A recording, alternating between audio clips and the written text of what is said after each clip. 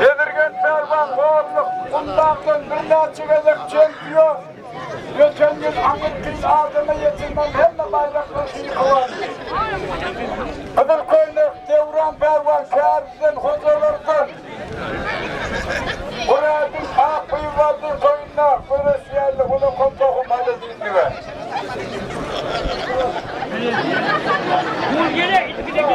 Bayı Pälwan büyükçesi. İnsanlarını mükemmel, aynen. Duvarlarına Türkmenistan vatandaşı. Kimizanlığa para hormatına psikolojiden kalbına para koydu. Babasından getirip geliyor geldi. Yardılar dedi. Rahmûn'un dayılarının kabakta.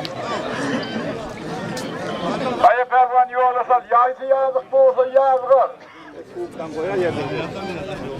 Sen mert görürsen Pälwan. Yaysı yazık bu olsa yazgır. Ve unne gelme. Bunların dağını bulsak birinci yarım koy. Yok, bunları dağını bulsak koy ya böyle. Doğum gerektiğini yüzde Burak, Ahmet'ler, Doğum'dan yok. Ya bak bu denetede geldiniz mi? Hayır, sizden bulsa yetti. Onun ne uca Bayı Pälwan to yetti. Bir neci çeviş tokullar koyup.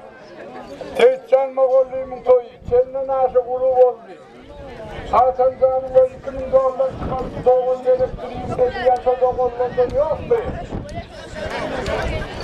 Ya hem de söyleyin sağlık. Döwran Pälwan oldu. Döwran oldu. Pälwan. Verdim Pälwan, gelin orta.